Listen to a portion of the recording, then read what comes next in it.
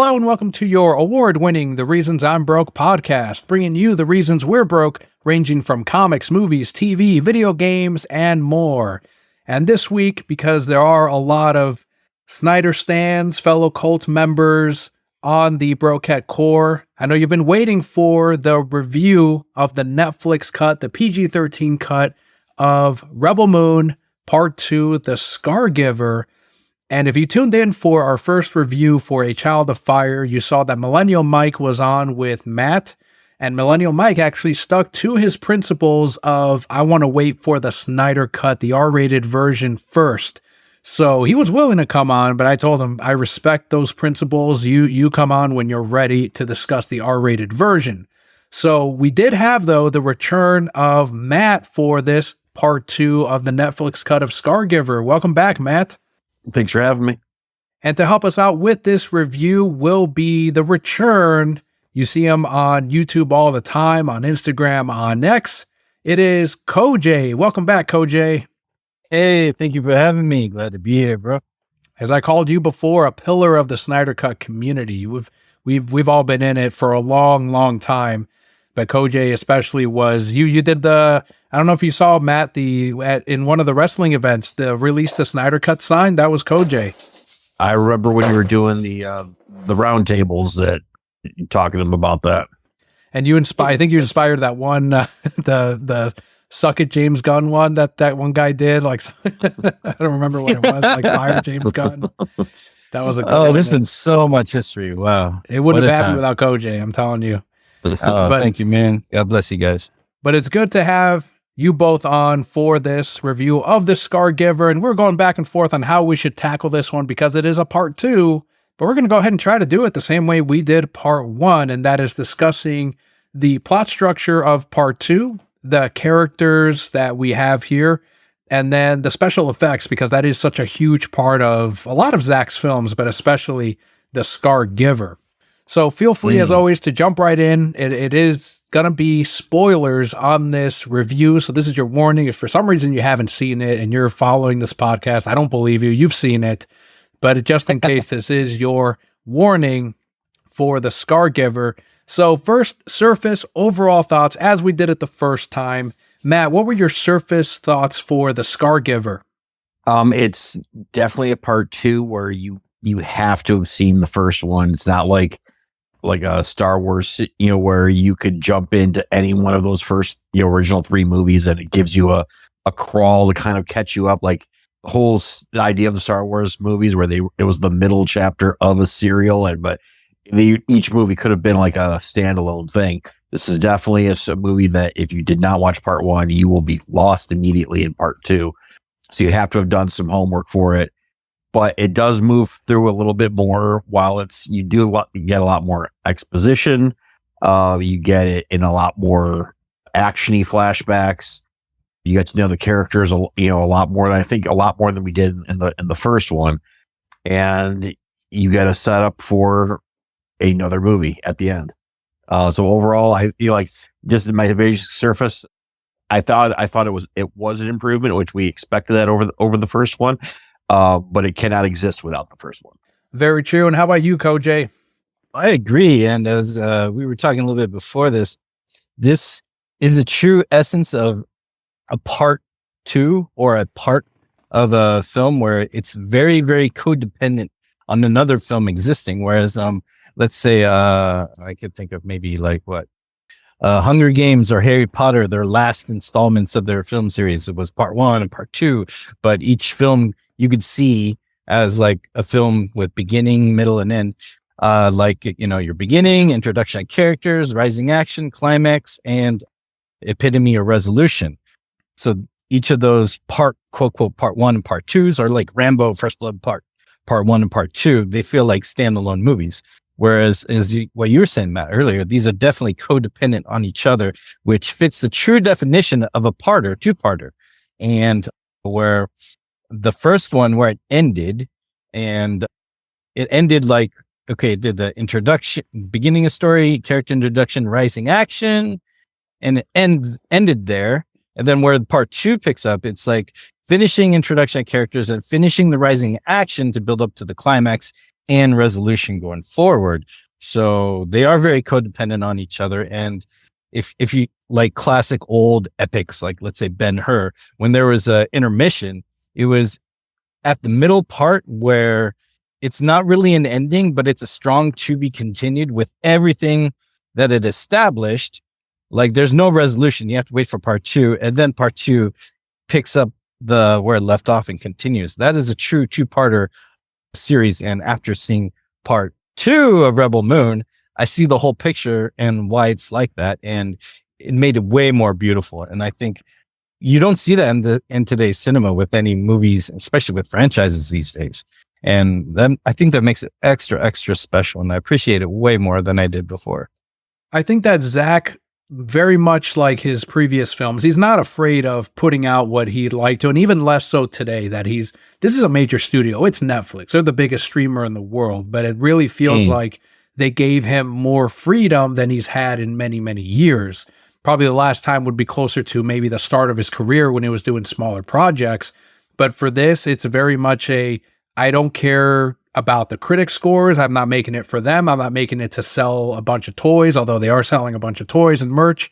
I'm making this for fans of mine. And so he doesn't care about how much slow motion he puts in there. He doesn't care about the amount of action, or in this case, the structure, the fact that it is almost a full movie as a part 1 and part 2, where I feel like I can sit through both in one sitting and enjoy it as one story. But the way that it's broken down as a part 1 and part 2, as Matt was saying, not a standalone film, not what you would normally want, or what you'd normally see out of like a studio of, no, we need something that is more complete, something that they would probably compare it to Dune 2, where look, Dune 2 stands on its own. And I totally understand that, but this is Zack unshackled, it feels like. And it works. Someone said Zack can't miss. He seems to do the stuff, and it's more done so in this one, that you're quote unquote not supposed to do in telling a cinematic story, but somehow it does work. And there are some faults, and I did have some issues with both parts 1 and part 2, but overall I did feel like it was a very enjoyable experience. Yeah, I think I said in the when we were doing our chat about part 1, Zack is trying to tell epic scale television. and that he's trying to tell a very decompressed storyline. It's very obvious, like ever since, I think, with each movie, since his breakthrough with Dawn of the Dead, each movie's been longer. There's been a much longer cut that hasn't made it to the theaters. That comes out later, and they're all, and I mean, just about every case, the longer cut is the superior cut. That said, it's like he definitely wants to tell a longer, more decompressed story. It's just hard to do with that kind of a budget. You gotta have a partner that's willing to put up $150 million per episode. I think Netflix seems like they're game for that. Yeah, like the the unconventional styles of Zack Snyder is really a breath of fresh air for me. And the fact that they let him do his game and how he wants to do it, to even like, I would say the compromise part, because we didn't get the director's cuts yet of these, to where they need to tone down one, but they're like, Zack, you tone it down. You do what you want. We need this, and meet us halfway. So he even gets creativity there to tone his own work down. And I think that's even better because it's from the creator himself. So it's really cool seeing the gloves come off, and it's on, I'm getting my train of thought in other places, but yeah, it's really cool seeing that unconventional style of telling a story. But when he's done, you're like, that's why he needed to take time with it. That's what he was going for. And I like that because he takes his time in places that I feel that matter. And I never like a film feeling rushed. See, part 1 felt a little bit rushed to me, but that's only because I didn't finish part 2. And at the time I had to wait months, but I had a feeling I had feeling and hope that part 2 would solve the issues I had with part 1, which was really pacing and some little cheats with jump cuts, I felt. But after part 2, I was like, there we go. I see the full picture now. And he wouldn't be able to do that without creative freedom. And that was the nice thing about it, is he went in knowing that they wanted the PG-13 cut. So he filmed, he said so since that he has filmed 2 versions of each take sometimes, of each action scene, to where they don't just add blood. Instead, it's like, no, here's that scene where we don't have the guy in full makeup with all the blood, and then we've got another shot of the person with the makeup, the head cracked open and all that. So he going in, the whole film was intentional as far as like, okay, let's film this part, and now this other scene, this is the R-rated version. So we're probably even going to get different yells, different line deliveries, and when we get the Snyder cuts. Yeah, but he also said at the Q&A that it's not what I put on my channel if you ever want to watch the whole thing, second hour. But he said that it's like you said, line delivery, but with different emotions or even different pacing. And because, you know, when they do lines, sometimes they do 1 if it's a perfect cut, or maybe they do 5 takes, however takes it is. But sometimes one take you do fits like a certain direction you have with a certain time frame of a film, and then another take is probably better for a longer time frame or a longer scene, and you like it, but you can only pick one. Now he has the opportunity to use 2 different takes that tell the same story but differently, in this different type of energy. And I'm really, really excited to see that, because that's something that, I don't know, we see in small pockets of other director's cuts or Blade Runner Final Cut, different here. But we're getting this at the get-go really soon. Yeah, it's going to be really interesting to see just like how different the extended cuts are going to be from the mass market versions. I'm glad you brought up, Kojay, the fact that there were some pacing issues you felt at first with Rebel Part 1. And I think we all agreed when Millennial Mike, Matt, and I did the first review that was probably one of the more glaring things where we wanted more. We were left wanting more. And I had the same issue with this, and this is now where we're going into plot structure for this, of where I did want more from the plot, but I didn't feel it as much this time around as I did with Part 1. I did want more extended scenes of certain parts, and especially with character development, which we'll get to. But as far as the plot, it wasn't like I felt that there was anything that was super rushed. There were some moments, but it wasn't as bad as Part 1 or as noticeable for me. It almost felt like if there wasn't an extended cut of Part 2, I'd feel okay as far as the length and the pacing of Part 2. But the fact that we are going to get more, that's going to address more or less the character development portion rather than the plot itself. Here it seems like it starts off as the setup, as they're coming and there's going to be a battle and we got to prepare.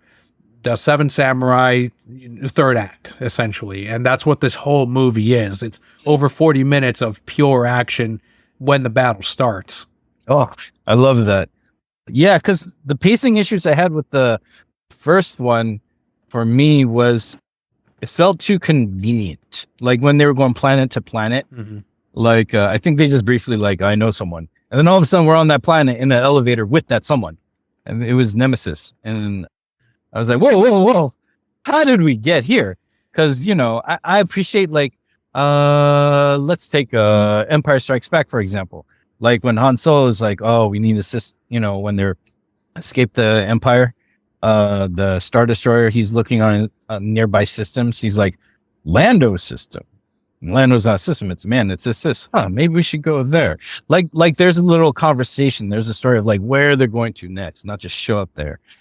Those are like the issues I had. And I believe that an hour more of Part 1 will definitely solve that, because I believe he does like creative, necessary jump cuts, but certain little things like that, I expect a little bit more from this guy. So those are my little criticisms with Part 1. But with Part 2, I felt better about it, because I'm like, it is part of this whole thing. So that's a nitpick I forgive, and I'm waiting for the director's cut of, and that's the only thing I had with Part 1, nitpicks like that. Or even when they found the general, like they're just walking in, there he is in an alley. That's convenient. Right. And where I was thinking, wouldn't it be cool if they're looking for him, asking questions, and like, he's a gladiator, he has a match today. They go, they see the match, he loses, and then they just throw him to the side, then they run around and try and find him. And then, little things like that I would like. And I expect from, someone like Zack Snyder, who we've seen take his time telling such stories like in Watchmen and the Snyder cut of how people get from point A to point B when they're finding people, bringing a team together.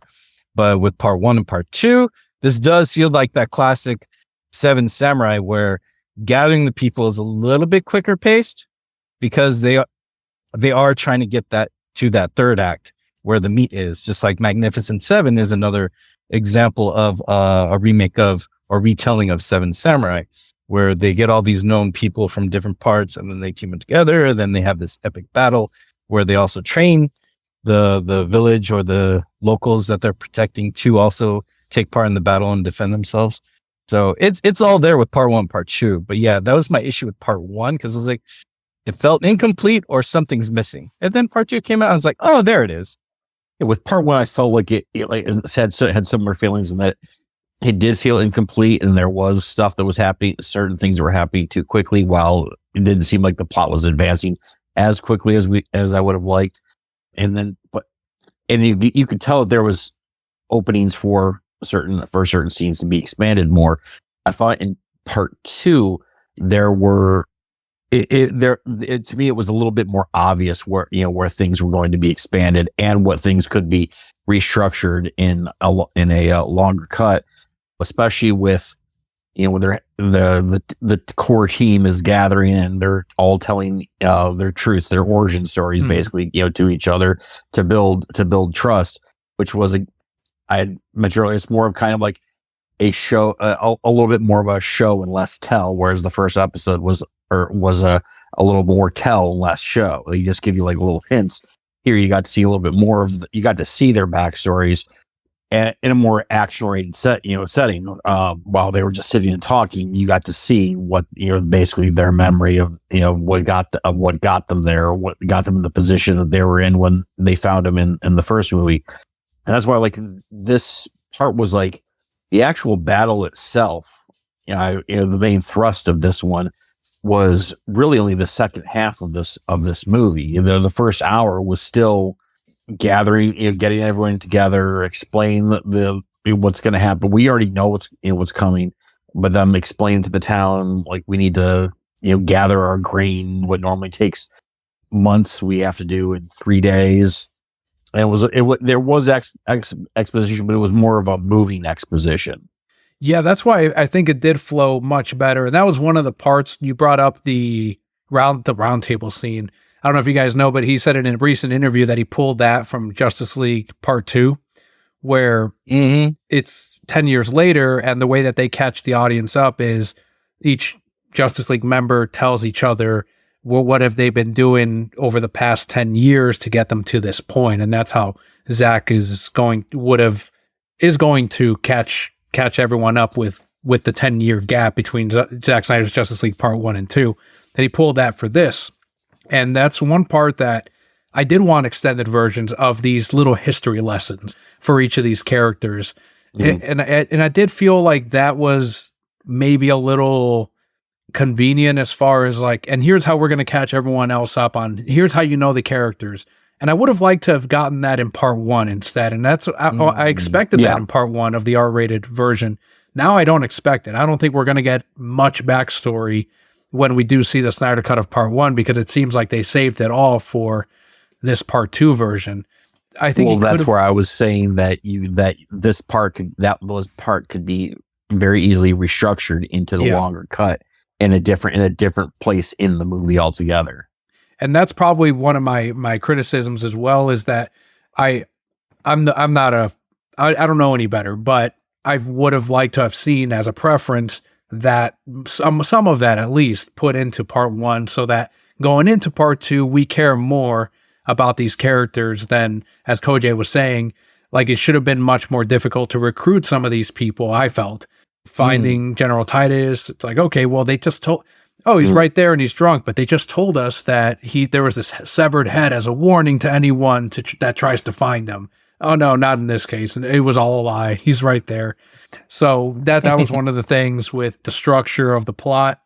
But I mean, from there, it's a roller coaster ride. It goes up. We're seeing the hill, and then we go down, and it's all all the villagers, seeing the. Did you guys feel that we did get enough as far as the training, the trust that the locals, the farmers had in following General Titus and the rest of the warriors in getting trained? I think the timeline was a little insane. Like, there's nothing wrong with, Zack telling, putting in the story like, okay, we've got like a month to get ready. I think it was a little much, just truncating the timeline to be teaching a village of farmers how to pull in their grain, that takes months to do in 3 days, and then train and prepare the village, dig a whole tunnel system inside of 5 days. Like anyone's going to be able to physically like pick up a rifle to shoot when the battle actually starts. Like it's okay saying that we've got like a month to prepare. I think it was like just saying that they have like 5 days. Like, it's suspended my disbelief. Just I couldn't suspend my disbelief a little bit, like how much they were able to accomplish with so few people in such a short timeline. I like that they did that in a montage, because then that kind of helped that. But I still wanted a little bit more interaction with the people in there, because at first I was okay with it, but I felt like there could have been more, and into where when that one girl, she did some kind of crochet piece or gift or little banner to each member of this group of 7 samurai, so to speak, and you could tell that from working together they got to know them, each warrior, better. And I was like, I do want a little bit more interaction of knowing each other better and all that. But that's why I was saying like it could have been a little bit longer that they said they had to prepare. Right. Which at the Q&A, he said he has like 45 minutes of straight up harvesting footage. So I hope it's in there, or it's not just a bunch of close-ups on like, wheat in slow motion dropping to the ground. But that's another thing I noticed he did a little cheat, because it is done through a montage. And then when they talk about, the villagers saying, oh, you are the heart of this, you are the mother of this, you are our strength, whatever. I would like to see those interactions, even in for a second, that warranted and earned that type of respect from the villagers. I think that would have been nice. But again, something I'm looking forward to in the director's cut. But I think they could have put it in here. But again, that's another cheat. But as this is like a part 1, part 2, I'm like, it's forgiving, but I do see that cheat. Yeah, that scene bugged me just a little bit, in just that okay, and that you have just the scene before that, General Titus is saying he needs every able-bodied person. We're basically working sun up to sundown to get ready, and yet this girl who is able-bodied somehow has the time in a 3-day time span to make these elaborate wall hangings for each one of these people, and have gotten to know them enough to be able to make one that was personalized to each person. So it's weird things like that. Zack did a similar thing in BVS when there was like that whole 1 hour to basically save Martha Kent, and and that whole time, like there's way more that happened in that time, in what could have been a 1 hour time span. Like Diana, you see her on an airplane, then all of a sudden she's in a hotel room. So and then she's back, and then she's on the battlefield. All of that had to, like, if you're getting on a plane and back in a hotel room, even moving at super speed, like you're not making all that inside of an hour with all those different scene changes. So that was very much the pacing here is a little weird. It's glaringly obvious that there's going to be more to explain this moment. Yeah, I noticed some directors who are very fantastic with visuals and cinematography kind of have that kind of pacing issue. Because I remember even Nolan with The Dark Knight Rises, like they had that emitter bomb thing, and it had all these little dots. I'm like, okay, which dot is for the day, which is for the month, which is for the year, which is for the hour, which is for the week. And then there's all this stuff from Bruce fixing his back and then coming back and in plane ticket. And then when you see that thing, all those dots are almost to the bottom. It's like, whoa. When did what? Again, it's like a montage without a warning. That's how I see those. And I'm like 50-50 with them. So what makes it forgiving is like the outcome. But again, I do notice it as well. So it's like, I don't know how I feel about that until the director's cut. But yeah, still. That's what I was going to say. Yeah. Once the director's cut comes out, if it's not addressed in there, or if I don't feel, or if it's still a glaring problem, then I feel like it would be a legitimate criticism of the story itself. And I'm gonna, which is fair. I don't feel I'm ever gonna go back to the Netflix cuts of these movies. I'm always just gonna go straight into the extended ones because I feel like that's what the true vision of the story. It's the non-compromised version, if you want to call it compromised. So that's when I think that's when we'll really feel like, okay, this wasn't addressed. It's still an issue. It still feels weird. The pacing, the interactions, there wasn't enough. And maybe it's in there and it somehow elevates it and makes it fine and not an issue in the way it's presented. But I think something to remember for sure when that R-rated cut comes out. And how did you guys feel about the characters this time around? Now that we got to see, for example, a lot more of General Titus, you got to see a softer side of Nemesis, and then we got some of these backstories. Did you feel like, were you surprised by any of the characters in particular? Were there some that you liked way more after seeing part one compared to how you used to like them? And did you feel like there were did your favorites change after seeing part two? German Hansu's General Titus was basically what I was expecting, and that was a good thing. He was the character I think I wanted more of. If he is this general, because is he going, like, how is he going to, is he going to rise again? And he's basically playing a sci-fi riff of his character from the movie Gladiator. I really liked his. In fact, I think that Scargiver was kind of a misnomer. They should have been like Rebel Moon Titus. I think not to say that Sofia Boutella is a bad actress. I mean, I did have some criticisms on her in part one, where she's someone who is more like don't speak. The less she says, the better. And that's just, she speaks more with her expressions, with her eyes. But like, I felt like everyone that they recruited in the first part that made it to part two, I felt like those characters outshined hers. We did learn, even though we learned more about her character, we saw more of her past.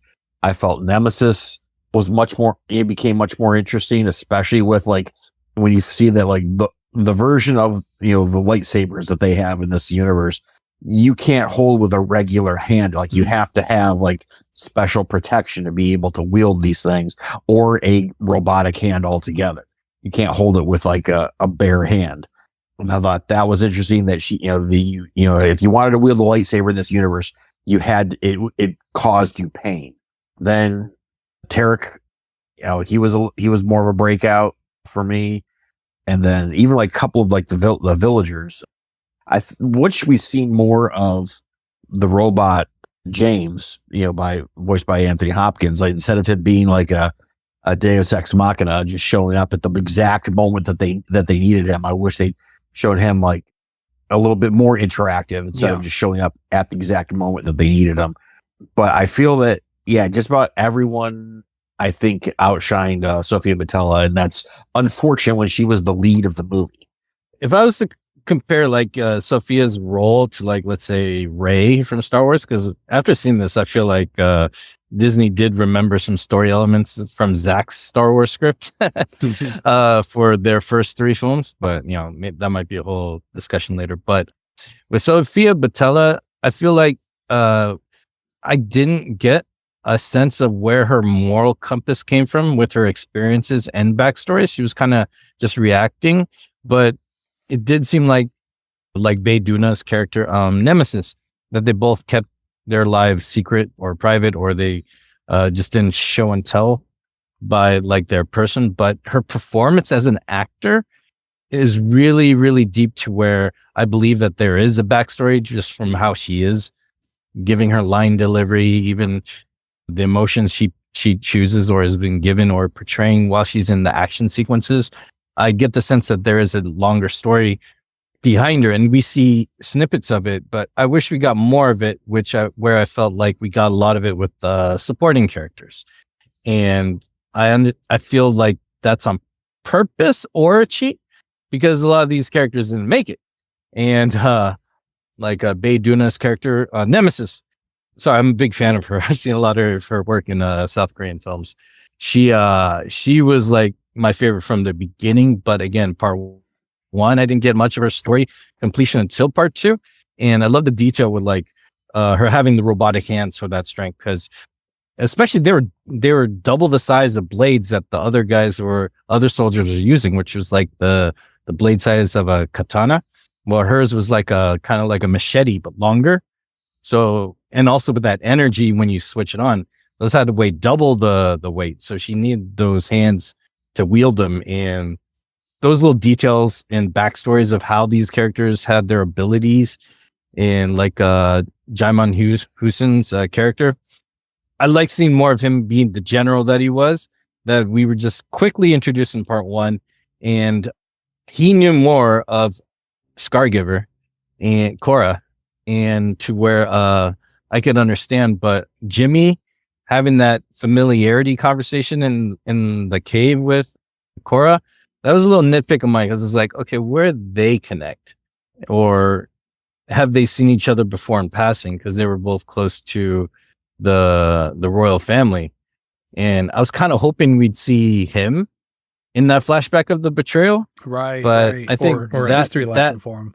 Yeah. Korra and Jimmy's relationship, I feel, was a miss. But everyone else, they finished introducing themselves at that round table discussion, because like in a lot of fantasy films, there's that downtime where you have to have a fire or hang out for the night to regain your energy to go forward, and then you have these conversations and open up. So everyone elevated to where I was hoping they would be, to where it was satisfying, except Korra. She's still holding back, and I feel we didn't get the start of her story until the very end of this. I would agree. Like, unfortunately, like said, the lead character of the series that you're hanging your hat on was probably, I wouldn't say she wasn't important to the story, because she was important to the story. It's just that everyone else in the crew, just like, I felt like, had like their story, you were able to get to the salient and more important bits like way quicker, and they were much more impactful. And the way the actors, they just had the right actors for them. I don't know that Sofia Boutella was right for Korra. Not, she could have been, like, I think she might have been a better slot for that. I don't even remember the character's name that came over from Blood Axe's crew that survived that encounter at the end of the first movie. I mean, that one was forgettable. Like, she might have slotted in more in that spot, and then someone else, I got more from Deborah Blood Axe than I did from Korra, and she was in a whole 5 minutes of both movies. Yeah, I think that's one of the things with the characters, that they're so much more likable. Not that Sofia Boutella's Korra is not, but she's got a more complex past. Kojay was mentioning the moral compass of her. You guys got the impression that she definitely shot the Princess Issa, right? Like, it wasn't someone else. Yeah. So that was pretty hardcore, especially, and something she did not want to admit until the very end of the film, especially to someone like Titus, who's like, "Are you sure that's everything?" Like, he knows that she's not putting her soul out there for them to get to know her.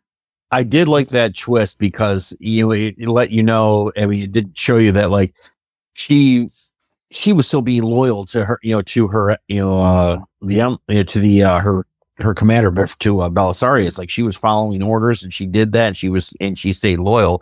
And it wasn't until after she betrayed the person she was supposed to be protecting that, even then, it wasn't until she was being shot at that her redemption arc started. So unfortunately, like, I think that while everyone else got their kind of little, their little arcs, her arc is a much more drawn out one. It's much more decompressed, because the way the movie ended, it was like, okay, this is definitely set up for a potential part 3 where we'll get the conclusion of her story, I believe. Yeah, when she actually can kill the king herself, who I expected to see that payoff too, because they really set him up at the end of part 1. And it's fine. I like that there's threads still out there for further parts. Zack said he'd want to film these 2 at a time, so let's get a part 3 and 4 or whatever.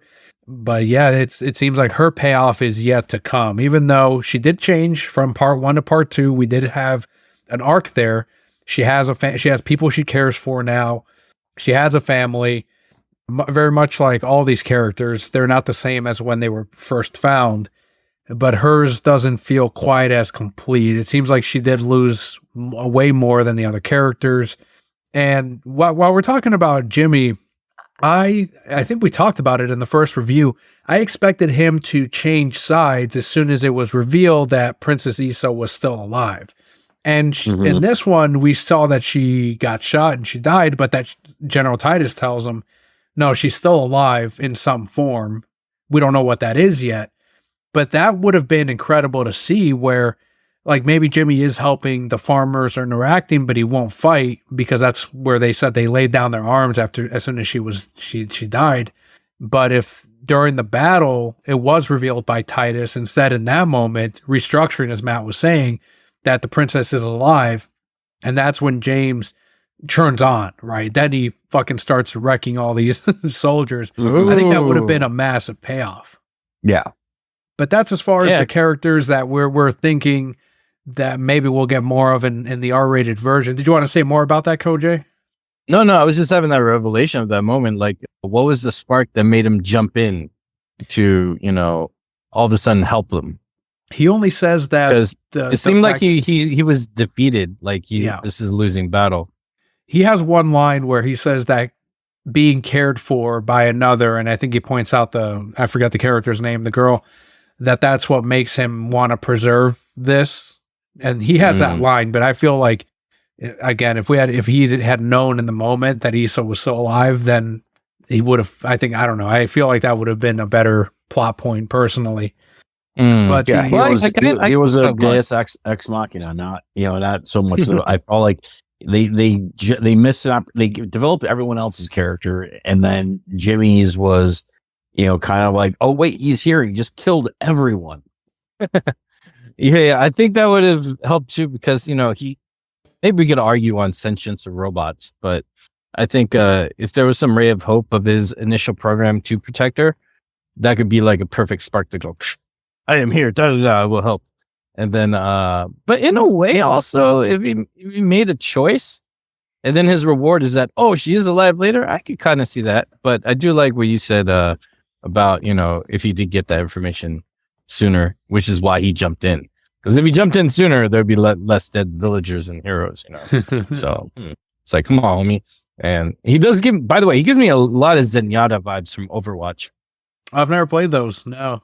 I like Overwatch. Oh, he's like a robot healer, and he shoots these orbs, but he's a peaceful robot. But if you Google Zenyatta and look at Jimmy, you'll be like, whoa.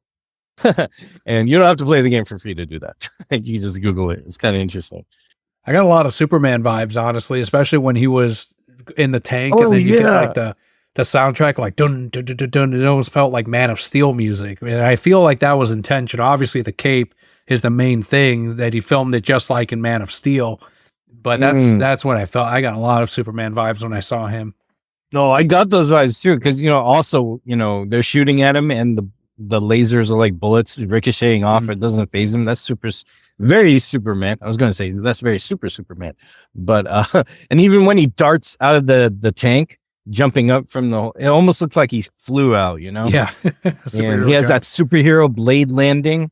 Yep. That we see so much stuff. Yeah, I definitely got Superman vibes there. And I was like, is this like a taste of nightmare future Justice League? Exactly. I was thinking the same thing. Like, these are all Darkseid's warships. These are right. Oh, let's go. We did get a little bit of dogfighting. I was hoping from the beginning that he's doing a epic, we get more dogfighting. Like that classic Star Wars X-Wings against the Death Star, like a really lengthy dogfight. We got a little bit of dogfighting, but not enough. It was when the hand-to-hand combat battle was decided. Yeah, they were the cleanup crew. Yes, exactly. Well, I like that there's less magic, all hand-to-hand combat. It's very practical on the ground and gritty. Yeah, well, let's go into the action, because that's the majority of this film. I don't know about you guys, but I felt the CGI was a lot tighter in this one than it was in part one, especially when it came to Jimmy. There's some gorgeous shots of Jimmy in both parts, but there's that one scene where he comes out of the box in part one that felt unfinished to me. but it was flawless in part 2 as far as the way he looked. There were times when he's laying back and he's looking up at the galaxy while Titus is singing. I almost felt like that was a practical effect costume that someone was in. And now that I'm seeing the making of stuff, there's a whole documentary on Netflix. I don't know if you guys have seen it. It's like an hour long on the creation of Rebel Moon. And there's no Jimmy, it's just the voiceover, and they make it look so real. So with the CGI paired with the action, how'd you guys feel landed in part 2? I feel it landed a lot better in part 2. Like the extra time, the extra months they had finishing this one off before it released. There was like one or two shots that were a little off for me, but the fact that I can't remember exactly what those were means it might have been a nitpick. But overall, it wasn't like a weird tentacle issue like there was with the Admiral in the first part. Nothing really stuck out better. I think it was fairly uniform and polished throughout this episode. I agree, and I think having the third act back at the village, that planet, is smart, because when you're doing all these establishing shots and you're shooting in the area all the time, that's the same place, you get all these references with lighting, textures, and how the metal would look here when the sun is up, or whatever, stuff that you could help fine tune all the special effects, as opposed to if it was going around in a different location, that really hit very well in the sense of how the third act of Man of Steel I felt was really, really good. There's small pieces here and there that I'm feels a little bit dated now, but it still holds up. And I think this was way more fine tuned with all the grit, the dust, the metal of Jimmy, and also everything. There's some wear and tear. All these little details was very wonderful to the eye to see, and just how fluid it was as well with all the action and movement. That's one thing I really like about Zack Snyder. It's not just the choreography or the action intensity, but there's a fluidity he does with the cinematography and the sets with special effects and performance that just mesh very well together. And he keeps it over the top, but also finds a middle ground with reality and real life grit, if that's the thing to use in this comparison, to where it feels more real and not too far fetched. Yeah, the biggest thing would be the absence of aliens. You don't have imaginary creatures. The only one that is not real basically is Jimmy. Everyone else is a human in a costume, or in a shirt, or in Tarek's case a cape and no shirt. Those abs got to be a special effect though. Or on the Dreadnought, everyone's in a uniform. So I think what you had were a lot more any weird creatures or aliens that we had in the first movie. We didn't have any of that in the second movie. So I think we had a few horses. That's it. That and alien horses, and honestly, that they weren't. You didn't get a deep or a tight close up on them.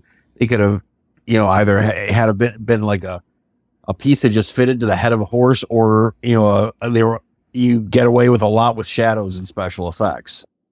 But you really didn't have a lot of weird stuff that you needed CGI for. It was more just enhancing the grit and the dirt on everyone. I did like that one random alien that was in the black. I think they called it Black One or whatever. The whole squadron, and it was Zack Snyder. In the, you can just hear it's whoa, who's that alien guy? And it sounds exactly like Zack. And it's that's right, there are aliens. Until you brought that up, or until you get to that part of the movie, it's kind of hard to realize oh, that's right, there was a whole bar full of them in part 1. Mm-hmm. Their version of Mos Eisley Cantina. Even when they entered, they had a little close up on each different alien. Hey, where are you from? We're just screwing by. Look at this weirdo. The one that looked what would we say? They were saying on X also they looked exactly like Whedon. The bald man. Yeah, I really enjoyed the action too. Obviously the highlight of it was Jimmy that we already covered on there. If I had some nitpicks, everything flowed extremely well going from scene to scene. Knowing where each character was, I thought was really important and probably hard to pull off, but they made it look easy in this. Was the nitpicks were the choreography they had with the villain and the one stronger villager, the Gaston of that village, and when they're on the little plane and he gets stabbed and thrown out. Mm-hmm.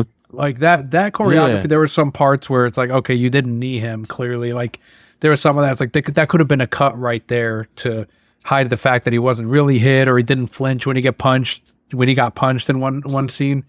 So those were the little parts. And then there was, I think, one explosion scene towards the end when the big ship gets blown up and there's smoke, where the smoke did look unfinished, but outside of that, everything else was really polished. And that's something I really like. And I don't know if it's a Netflix thing or if it's a Zack special effects team thing, where nothing looks grayed out and washed out, meaning that the shadows are actually black. They're not dark gray like you see in Captain America Civil War or some of those movies. Instead, it's got some deepness. It's got some richness to it. And that's, I think, what helps out a lot of these special effects. If Jimmy ever looked washed out or grayed out, he would look I would not believe he was actually there. But the fact that there is so much texture and each textured piece has a heavy shadow on it, that adds that realism to it. And I like that they keep that up, because some of these films, it's like they're afraid to go too dark with their shadowing. Yeah, I feel that too. And I love shadowing. And when I was studying lighting, one of the coolest things I learned from an instructor is like, okay, lighting isn't the ability to see things. It's the ability to use light and shadow to create shape, form, and depth of field. Like even in BVS, this shot I like, I think it's when it's for a very, filler scene where I think Doomsday is out and Lois is somewhere inside a building looking either for the kryptonite or whatever, but there's this shadow coming from the window. You know how you see light coming through a window on the other wall, and then you could see the frame of the crisscross of the window. And he added that in the scene of BVS, and I thought that was fantastic, because you're like, okay, you could tell light's coming from outside, but also you could tell that there's like, these little frames on the window, even though you don't see it. And it gives you a sense of being there, or more detail where you don't see but feel. And when he adds these shadows and such sci-fi stuff, again, it just makes it more immersive in a realistic way that's familiar, that I just really, really appreciate. All those tiny little details are fantastic. So even like I like Jimmy's fight, but also the fight with Korra and the big bad. I'm spacing out on his name. I don't remember. I forgot his name a whole lot more in this when I did the first. All right. I just know you're the admiral. I'll pull him up. All right, General Admiral A-hole. So when she's fighting him, how the whole ship tips over, and then we get that Revenge of the Sith thing where the ship is going down. I love that, because you can tell that they used wires, and then they actually tilted the stage, and then with all the background special effects for that and the choreography, that they still have to fight. And it changes the game of how they fight. That was so fantastic. Oh, I love that. It was so great. It's Atticus Noble. That was the highlight. Atticus Noble. There you go. Yeah, no wonder I'm not going to remember that. I don't think too many, like a lot of the names kind of like rolled off your tongue in this, in the overall. I found myself like for a lot of the characters just kind of I had to like say them several times in my head to remember them. Whereas like, like in your Back to the Future, your Jurassic Park, your Star Wars, like those names just kind of like roll right out. Like after the first time I see them, they seem natural. Like some of them don't seem natural. They don't necessarily, that might have been like the character's name when he wrote the script, but maybe that name should have changed a little based on the actor. Yeah, I'm just bad with names in general. And I noticed the cool thing with Star Wars is that a lot of the characters have 1 or 2 syllables and a nickname to follow. So when you get used to characters with, nicknames as well, it makes it very easier for people like me to remember their names. So, yeah. What would you guys like to see out of, since there is a setup and it's a success, it topped the Netflix charts to the point where even part 1 cracked the top 10 as well. So there's people that are either going back and rewatching part 1, or there's people that are like, well, now that part 2 is out, I'm going to watch all of it. They were waiting for part 2. So whatever it may be, it's a success for Netflix, and the numbers are there for something like for a part 3. There's no way they don't do a part 3 and 4, especially if he does it as a 2, getting 4 for the price of 2, as he did in this case. What would you want to see in a Rebel Moon part 3 as far as some of the threads that we saw with, there's the princess, there's the main king, there's where these characters go after this? I know Tarek mentioned he wants to go back to his homeland. I would like to see part 3 that ends without an obvious setup for a part 4. Like, I would like it to like conclude the Scargiver storyline and like end with like, if you really want to like make her character stand out among the others, like I feel like she has to make a heroic sacrifice, and I think she has to pay the price for, you know, Issa to, you know, for Belisarius to die and Issa to, you know, return. That Korra has to like sacrifice herself to really earn that forgiveness for having, you know, shot Issa in the first place. And I would also like to see going back to like probably the thing that I actually weirdly irked me the most was seeing the badass nemesis die and, you know, being thanked by the Gerber baby, blonde hair, blue eyed, you know, white boy. Oh, it was a little weird. I'm like, we know Zack does everything. Like he has so much attention to detail that, you know, we put a broken window in the shape of Ontario and as a reference to Schuster and Siegel and BVS, that like he didn't do that lightly. Like he had to have been thinking about the optics of a person of color sacrificing themselves so that the blonde hair, blue eyed kid can live. Yeah, I hadn't even really thought about that part of it, but obviously he did. It's Zack. He does pay attention to everything. One of the things that I put on my conspiracy hat, and I'm like, you notice the villains they all had the Illuminati logo on their transponders when they had like their, it was everywhere. I was like, oh, look at that. That's why usually factions like all these like symbols of greater power. These a-holes don't really have any substance because they just want to hurt other people. But I like her possible motherly affection to the kid. Yeah, not really. It wasn't really explored. Yeah. It was very light. It was very brief. It was almost like the kid that looked at her as like, is Michael Jordan. Like he wants to grow up and be a dual wielder. And I think if we are going to be quote, quote, woke with anything, I think thematically that's a chiller way to go about it. Cause it's like, okay, a kid can look at an adult female warrior and go, hey, I want to grow up to be a great warrior myself. And that she can look at another kid who has admiration to her. Maybe that was an admiration she missed when she had her kid. And again, I would like to see more story with that, but I kind of assumed that was a thing going on there. But I would like the movie to do that work for me, though. So that's why it's a little nitpick there. So their exchange, you know, I thought it was a little touching, but I think it needed more meat to warrant that type of payoff. Again, another thing I'm looking forward to in the director's cut. But to answer your question going forward, I personally don't want them to do this format again, like having a PG-13 cut and then a director's cut. I think going forward, Rebel Moon, quote, quote, part 3 should just be Rebel Moon and then a title under it. It shouldn't be part 1 of this or part 2 of that. And then the fourth one should just have its own title under it. I think part 1 and part 2 should only be for this Rebel Moon, the way we're getting it now. As the way is like, yeah, exactly. Like this is a huge world and it needs a lot to tell.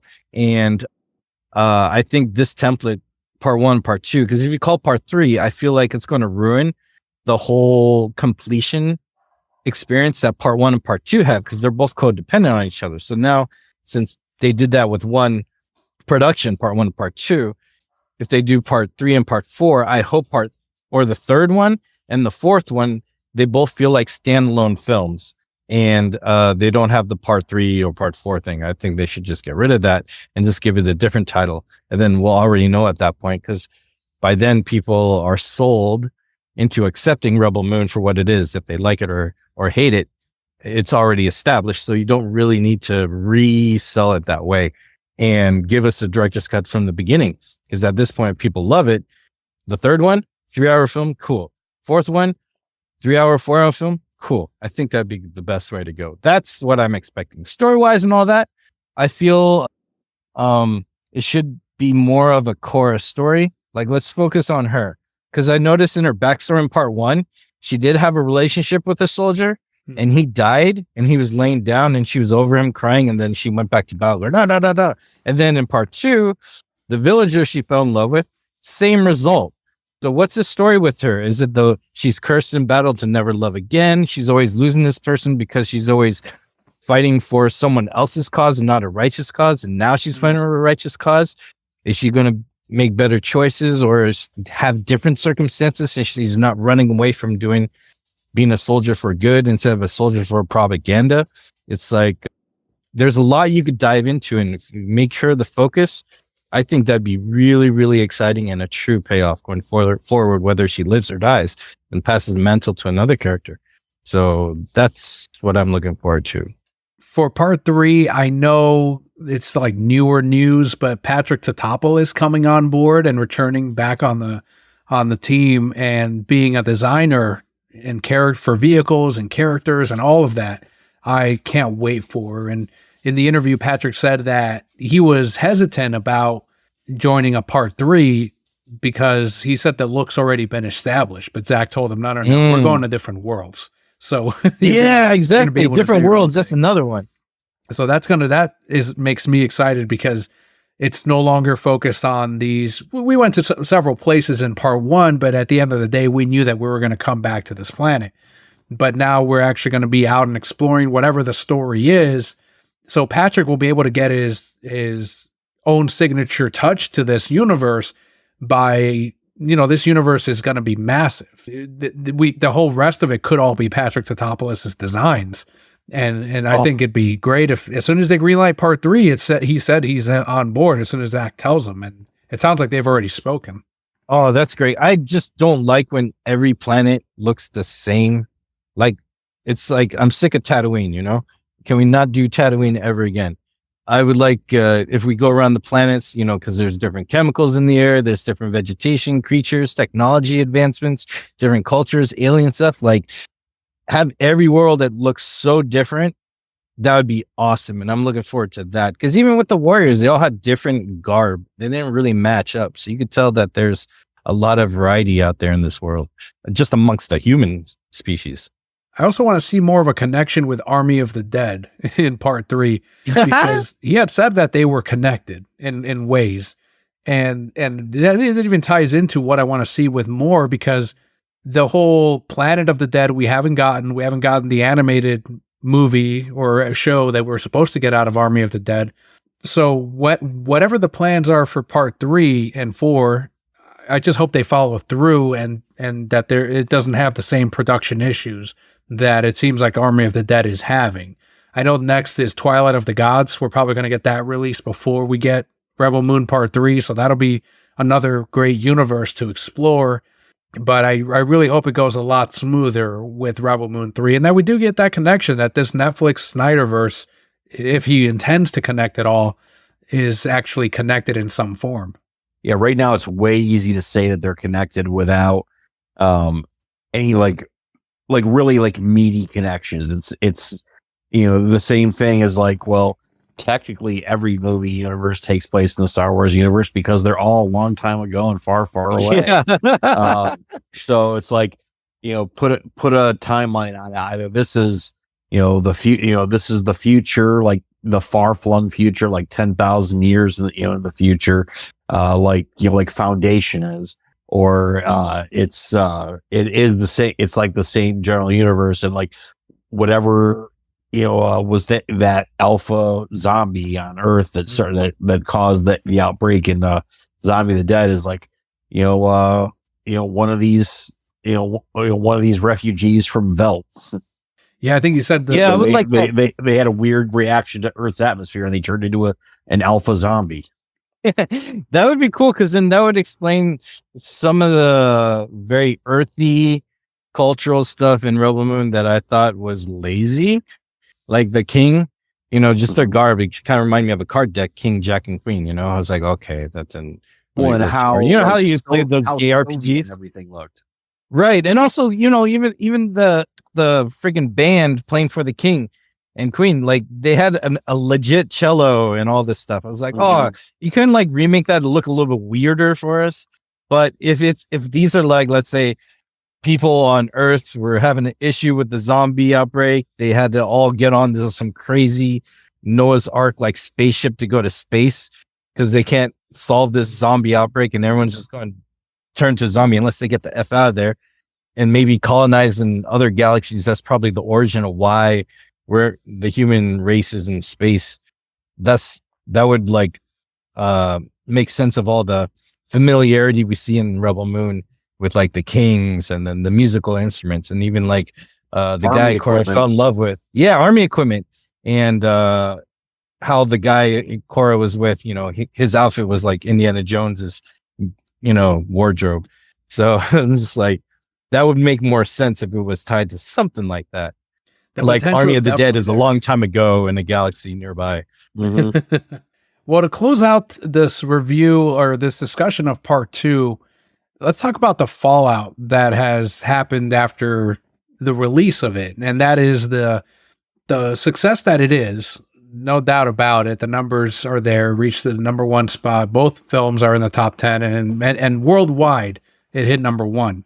So I posted that news bit and I ended up getting it on Facebook in particular. I got a lot of attention from the antis saying, given the excuses of, well, I needed to see if part 2 was as bad as part 1, or I'm paying for a subscription, so I'm going to see the movies that subscription is making, and saying like things like, well, it's like a car crash. I can't miss a car crash, and I really want to see if it's as bad as they say it is. That all to me tells me, honestly, I after seeing all these responses, I get the impression that the Snyder haters are bigger fans than I might be because a lot of them saw the movie before I did. Right, dude, I think you're on the nose, man. Sorry, I'm getting excited about this, but I've been dealing with Snyder hate since Man of Steel, man. And as time has progressed, they've been more loyal to Zack Snyder than I ever have been. I think they even know his favorite color, his favorite pizza, all this stuff more than I do. To have these like reachy things, like I have Netflix. I like watching stuff and I like watching what I like again and again. And I like to look for something that's close to it, or I expand something that will test. Like I'm very picky. Like just because I'm paying for it doesn't mean I'm going to watch everything, because there's a lot of stuff on there, a lot of content, like you said before, that it's just overabundance. And I don't got time for all that. I'd like to enjoy my time watching what I do. And like I've seen like Dark Crystal prequel series like a bunch. I freaking love that one. Just because it's on Netflix, I am not going to see it. I gotta really, really want to see it. And I believe that's to some degree higher, lower, or equal to. Everyone else has that same kind of thing with their time. So all these people coming up with excuses to watch it is either because they are fans as well and they can't admit it, and or they want so badly to be in our conversations because they love we're having a good time, but they can't let go of their pride. They got to do their homework. Otherwise they can't try. And then, you know what? They're turning into the biggest fans more than we, just like you said. And it's hilarious and it's obvious as hell in my book. It's almost entertaining. I still have yet to hear like someone come up with a cogent explanation as to like what Zack Snyder did that was so deserving of such hate that they're willing to call themselves an anti-Zack Snyder person. Like I get like not liking a stylistic thing, but like he's a good filmmaker, and everyone who's worked with him has, at every account is that he's great to work with, that he's an actor's director, he's friendly, he promotes positivity on his sets, and he just wants to make something he wants to make like a really detailed, rich world. Like I don't understand like what the anti Zack Snyder thing is all about. Like I feel like some people are just like so set in, well, you got your Zack Snyder's Justice League. Why can't that be enough? Like I can understand their viewpoint of that, but not to the point of they want to reduce the whole they want to reduce Zack Snyder to a joke. It's really bizarre because I will shit talk the MCU, James Gunn, Sony, PlayStation. It'd be like me doing all of that, but watching every movie and buying the latest PlayStation game so I can shit talk it. Getting a PS5 so I can talk about how terrible it is. That would be that's exactly what they're doing, and I don't understand it. I shit talk. I don't agree with your assessment of the MCU, but I respect that you stick to your guns on it. It's like, why would I watch something that to me looks terrible, that I know the track record, I don't enjoy these movies, they're not for me, therefore why should I watch them? And I asked this to my manager, my old manager, when Justice League came out. One of our mutual friends got advance tickets to go see it. And I said, yeah, let's go see it. And this was before we knew better, of course, that this was as meddled as it was. This is when they were telling us this is still Zack's film. And my manager, who had given me, just like all the other anti-Snyders, was giving me endless shit about Man of Steel, BVS, how the MCU is so much better, constantly at work even, giving me shit. And then he goes, oh, I'll go too. And I'm like, why are you going? You didn't like BVS. You didn't like Man of Steel. He's like, oh, that still means I want to see it though. And it still baffles me. That's that same thing. I really don't understand it. It's got to be, I think it really is that they find something fascinating about his works, that it's that well made that you're going to talk about it. Whether it's a good or a bad thing, you're going to discuss his films. His movies are not boring. His projects are far from boring, which is the worst thing that it could ever be, forgettable. And they're far from that. And I think that's the key to his marketability, is that his haters are going to come out and go see this. And his fans are obviously going to come out and go see this. No matter how much he pisses off these people, they're going to come back day one for the next one. So to paraphrase, to kind of they're kind of like Randall in Clerks, in that where he says, I hate people, but I love gatherings. They're like, I hate Zack Snyder, but I love watching everything and shit talking it. I wish it's like a different thing they're addicted to. It could be an addiction. It could be, and that whole thing of there's so many Max, Netflix, Paramount Plus stuff that is exclusive to those platforms that I could be watching, but I just don't have the time for. And even if I only had Netflix, I would not have the time to watch every Netflix exclusive out there. Well, I'm paying for it, I better watch it. That doesn't track for me. I think that's bullshit. And I think it's also nonsense of, well, it's so bad. I have a friend that does not like the manga My Hero Academia. He's like, it's terrible, it sucks. And he reads the latest chapter every time. And I'm like, why are you reading this if you hate it? And he tells me the same thing. He's like, it's like a train wreck. I want to follow it through to the end. And I don't know about you guys, but when I don't like something, I stop watching it. I stop reading it. I stop supporting it. Do any of you guys have that thing that you just hate watch, I guess? I get it from the standpoint of like the TV show Heroes, that like the first season was gold. And every season that had come out after that was just pure garbage. It kept trying to recapture the magic of that first season. Nothing came close to that first season. And then it ended early, and they brought it back a few later to do Heroes Reborn. And I jumped back on that mostly because at the time I was doing a podcast talking about like superhero based or comic book based, TV shows. And they very much hung their hat on trying to be a TV version of the X-Men in the real world. And I watched all of that just because we were reviewing it, and it was even worse than the worst of the what became of the original run.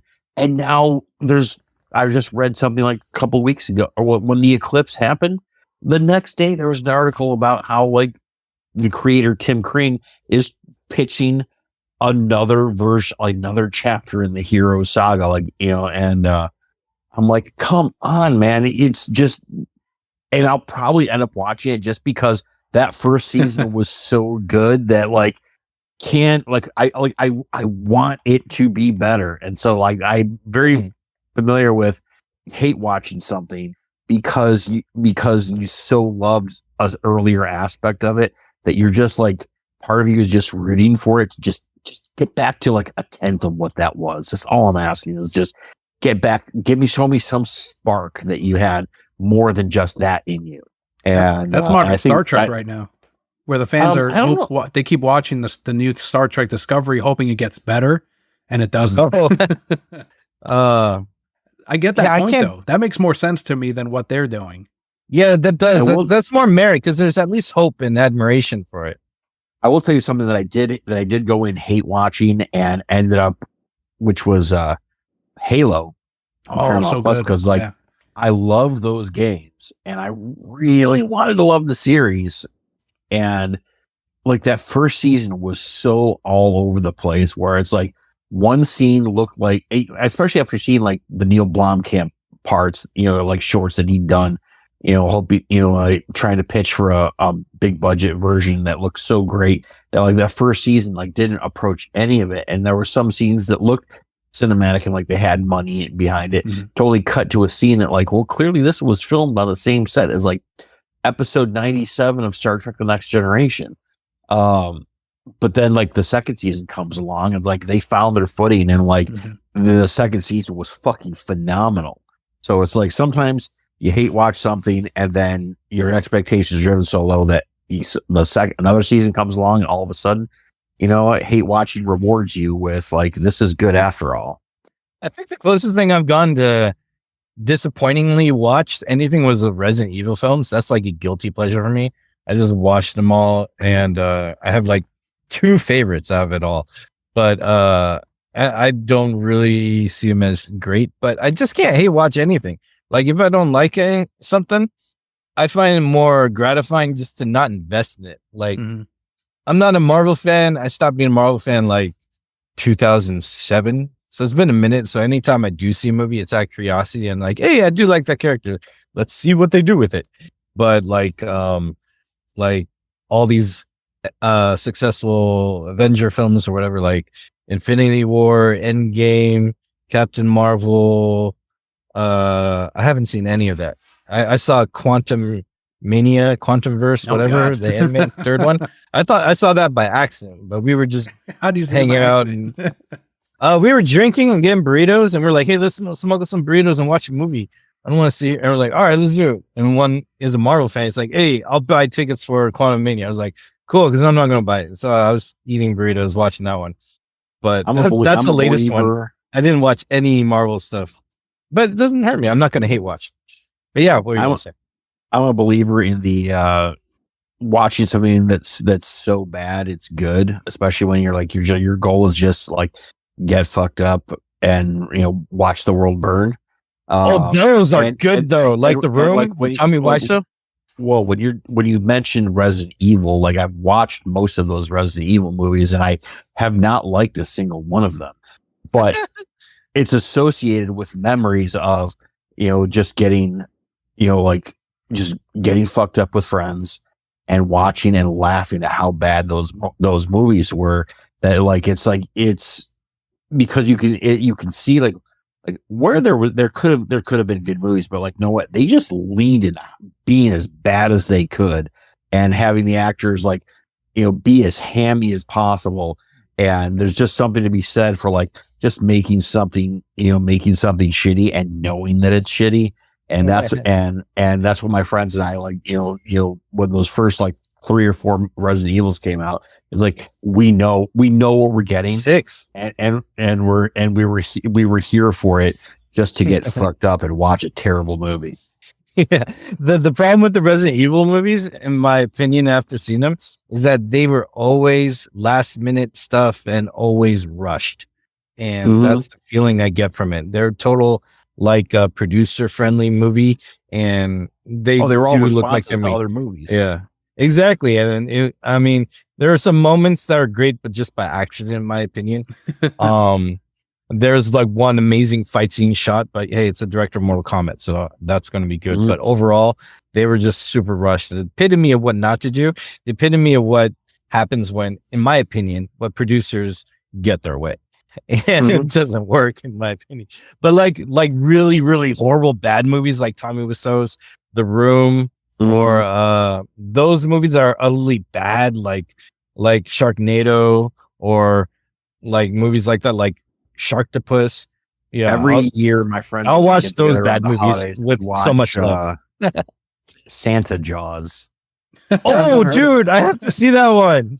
It is so unbelievably bad, but it is hilarious how bad it is. He's got a little Santa hat on his fin. Yeah, but it's so much worse than that.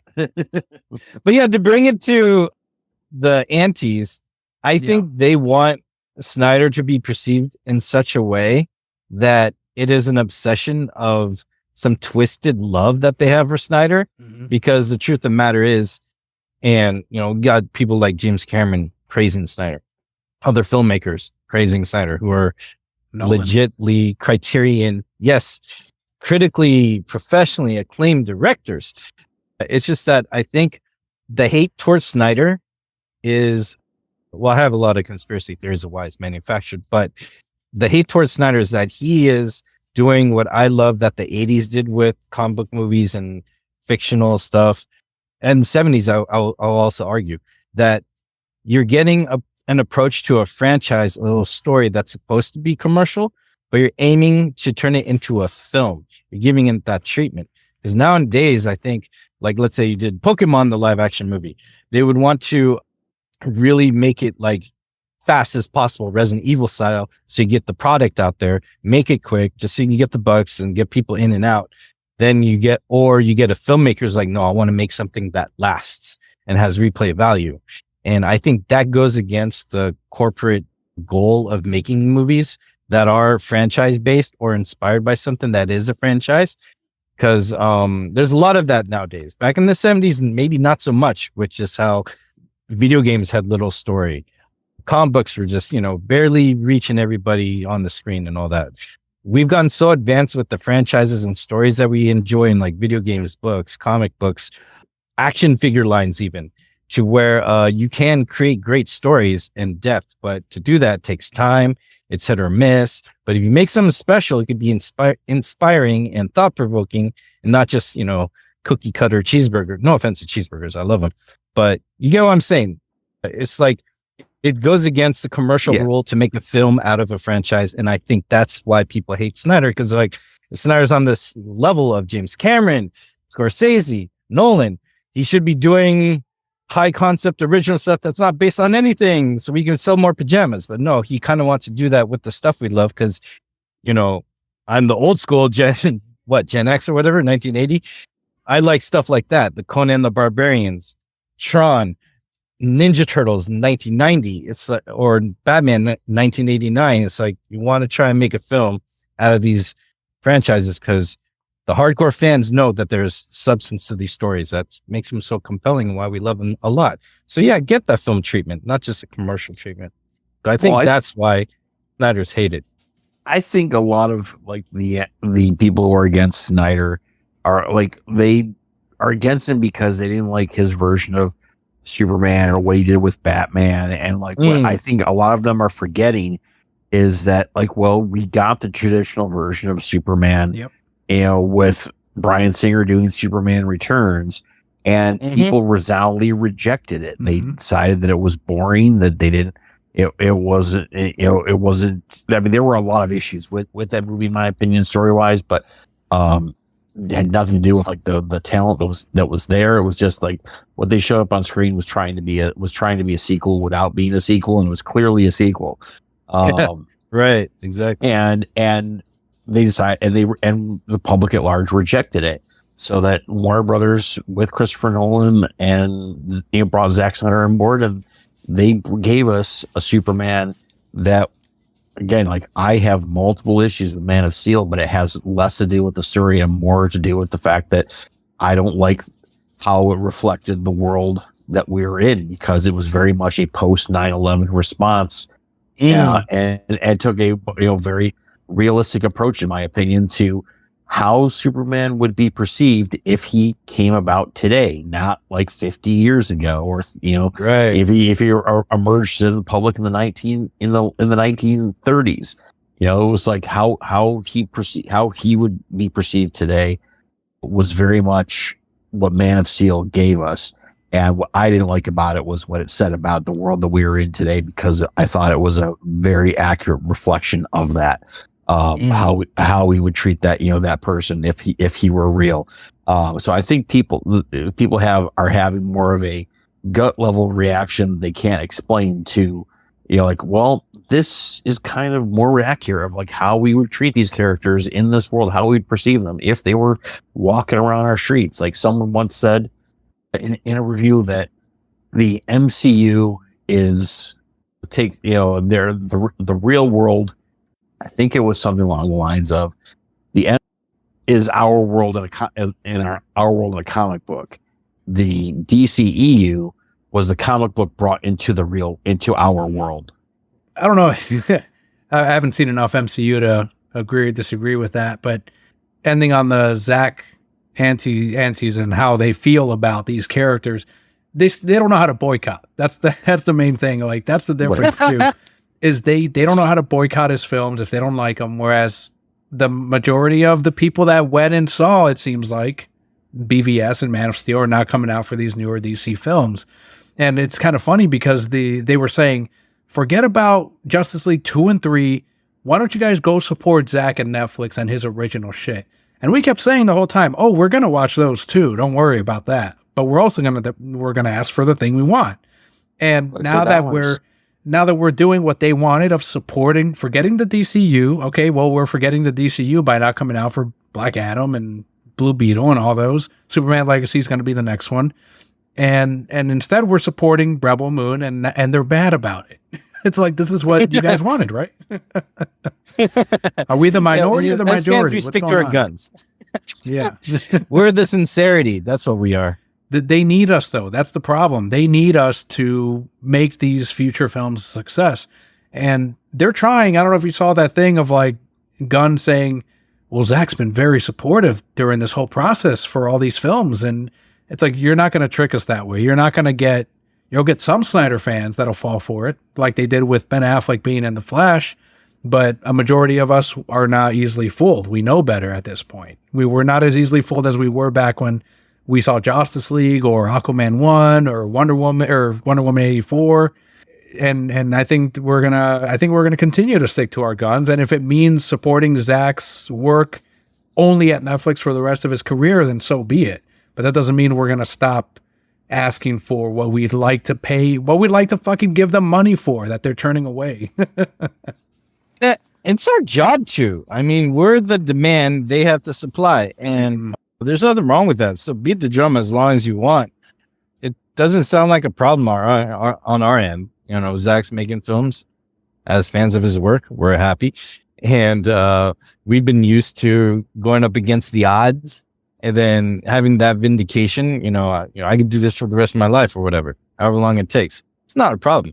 I mean, the way I see it, we're eating good because we mean what we say, we do what we want, and we stay true to our guns. And we don't need to stay true to any gun that lies. He's Pinocchio, dude. He's been caught in so many lies. And we hate watch things in hopes that they'll get better. Selectively on my end. Well, guys, this has been a fun review and discussion about not just Rebel Moon, but Zack and the world of superheroes as well. If you do have social medias, please, I know you definitely do, Kojay, and Matt, you've mentioned yours in the past, but if you do want to be found, please let them know where the Brokehead Corps can find you. We'll start off with you, Matt. You can find me on Instagram at, why did I say it like that? Instagram. Yes, the Telegram that is with pictures. Very instantly. Yeah. Madner.com, spelled out DOTCOM, or on Facebook. Just look for Madner, MADNER. And how about you, Kojay? Tell them about your YouTube channel too. Yeah, the best place to find me is YouTube channel. My handle is Lord Kojay. I like going by Kojay. Some other fool already took it. But look up Lord Kojay on YouTube. That is the world of all my opinions, creative works, and shows, watch parties, gameplays. I put everything I can and want on there. That's the best place to enjoy and interact with me. Other than that, I say what I want and feel on Twitter and try and promote all my homies there with shares and all that. And I'm definitely very activist in the world and stuff. And you'll find that plenty on my Instagram. So Twitter and Instagram are all like extreme versions, but the mecca of your boy Kojay right here is on YouTube. So best place to find me is there. If you want more, Instagram and Twitter, they're all Lord Kojay. But yeah, I hope to see you on my channel, and I'm happy to be here. Thanks for having me again. Shoot. Don't forget about the watch party you're doing for Rebel Moon. Oh, yeah. Oh, which I'm excited to have you swing by for that. Yeah, this Saturday. This is why you're the pro. Thank you. No, this coming Sunday, I am doing a watch party Rebel Moon Part 1 and Part 2 back to back. I'm looking forward to that because I want to see these as in one sitting. So prepare for that and look forward to that. That'll be fun. You just need Netflix and YouTube on an app or a computer or a separate screen, whatever. And we'll have a good time with that and with my other shows. So yeah, that's going to be cool. Yeah, I'll be reposting it on X. If you're listening to this episode after Sunday, you'll at least be able to definitely catch the replay of it at your leisure on his YouTube channel. And there will be links to everywhere you can find Matt and Kojay in the description of today's episode. Make sure to tell a friend if you enjoyed Rebel Moon, or if you have that other friend that enjoyed sci-fi, because I know a lot of casual sci-fi fans or hardcore sci-fi fans still watched Rebel Moon and they don't even know who Zack is, and they watch them and they like them.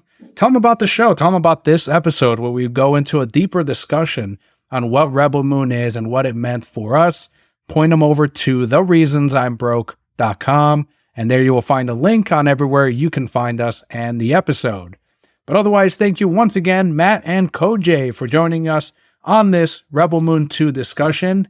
I've been Daniel, joined by Matt and by Kojay, and Brokehead Core. All will be well.